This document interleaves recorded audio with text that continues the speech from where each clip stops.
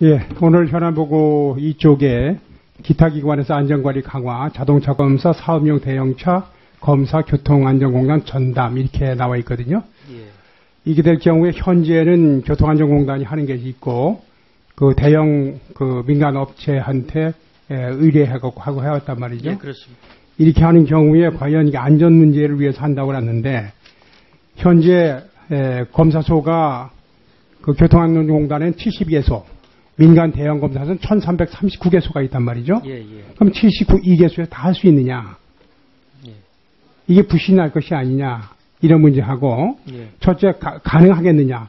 두 번째가 대형 검사소 1339개소가 갑자기 물량이 줄어드는 거거든요. 엄청나게 이 업계가 경제적 타격을 받을 것이다. 네. 이 두 가지 문제에 대해서 어떻게 대책해 주십니까? 예, 이제 의원님 지적하신 그 문제가 처음에 저희가 이것을 이렇게 이제 대형 검사를 이게 하게 된 것은 이른바 셀프 검사라고 해서 좀 부적합률이 굉장히 민간이 낮아서 이제 저희가 안전 문제 때문에 시작을 했는데 그 지적하신 문제 검사 과연 그 인프라가 돼 있느냐 적지 않느냐는 말씀에는 저희도 그런 측면이 있다고 봅니다. 그래서 공단검사소 신설 문제도 있고요. 지금에 있는 시설을 민간검사 시설을 우리 공단 직원이 나가서 하는 출장 검사도 가능하도록 하는 것을 저희가 지금 검토를 하고 있습니다. 안전관리 강화한다는 측면이지만 관련 업계가 갑자기 정부의 정책 변경으로 인해서 경제적 손실을 보게 된다. 그것도 예. 관련 산업의 육성을 위해서 지금 대통령께서 상당히 강조하시는데 그것도 상당히 신경을 써야 되고요. 예. 진짜 대형 화물차나 대형 버스를 운행하는 자들이 언제든지 편리하게 검사를 받으셔야 있어야 되는데 기다린다든지 어느 특정장을 찾아간다든지 예. 불편함이 없도록 해야 되거든요. 예, 예. 그래서 예를 들어서 여기서 4년 이상 차량만 한다고 그랬는데 연수 조정을 다시 한다든지 원칙적으로는 민간에 위탁했으면은 민간에서 제대로 검사를 할 수 있도록 민간에 대한 감시 감독을 강화했어야 됩니다. 네. 결과로 민간에도 위탁하면서 감시 감독을 제대로 못해서 이렇게 부실 안전 검사가 나왔다면은 거기에 대해서 우선 대책을 또 한 번에 세웠어야 되는 것이 아니냐. 예, 예. 두 가지 측면을 함께 검토해서 예, 대안을 만들어서 별도로 알려주시기 바라겠습니다. 예. 그러니까 또 한 가지가 안전 문제랑 관련해서 한다고 하면서 1월 19일자 발표한 거에 보면은 공공기관 정상화 추진 방안 국토부 발표 자료입니다. 여기서 본다면은 비정규직의 정규직 문제가 있거든요. 그리고 비정규직 정규직 문제도 있지만은 아울러서 안전 문제와 관련해서 인천공항공사 공항공사 관련해서 그 방제 요원, 안전관리 요원들이 아웃소싱함으로써 상당히 문제가 있다. 이것은 정규직화해 갖고 자회사로 만들어야 되는 것이 아니냐. 이런 문제가 논의됐습니다. 네. 그래서 지난번에 1월 19일 날 발표한 비정규직 정규회장 문제도 있고 이번에 말씀하신 안전 문제에 대해서는 좀 더 강화하겠다.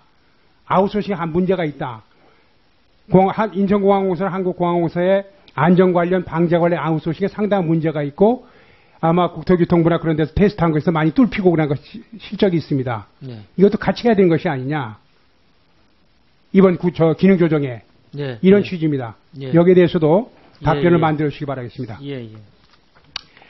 또 한 가지는 주택법에 따라서 공동주택 입주자 대표회의가 공사와 용역 등을 사업자를 선정해서 주게끔 되어 있거든요. 이것이 이제 국토부가 선정 기준한 주택관리업자 및 사업자 선정 지침 요거에 따라서 하도록 되어 있습니다. 그렇게 하지 않으면은 입주자 대표회의가 어떤 자의적으로 하는 경우에는 2천만 원 이하의 벌금까지 매길 정도로 강하게 강화해야 되는데 이렇게 하다 보니까 현재 이 규정에서는 전부 적격심사제거든요.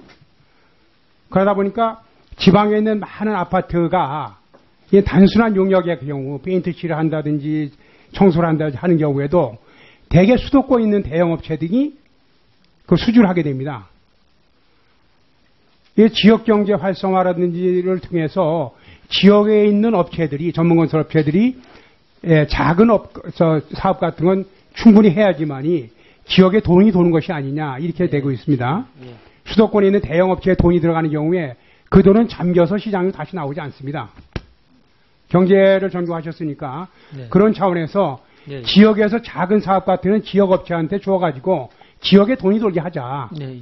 이런 취지입니다. 예. 그래서 지역 제한 입찰제를 도입하든지 아니면 지역 업체에 대해서 가점을 지금 뭐 2.2%인가 뭐 2% 정도 해놨는데 그것도 지역이라는 것도 투영하지 않고 그래서 전혀 효과가 없거든요. 예.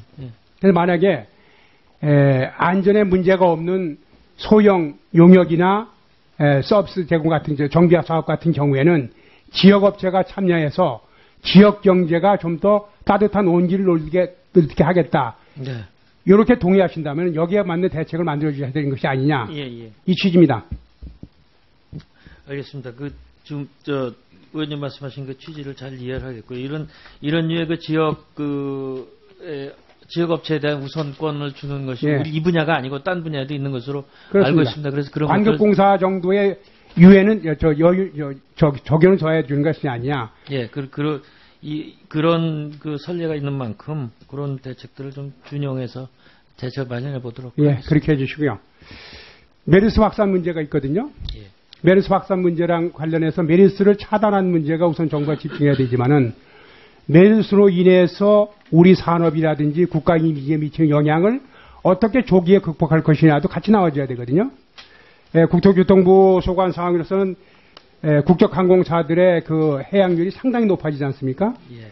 지난번 사스 사태 같은 경우에도 2003년도 네. 국내 항공산업 보호를 위해서 공항공사의 국제선 착륙료를 감면해 주다든지 네. 여러 가지 지원 대책을 만들었습니다.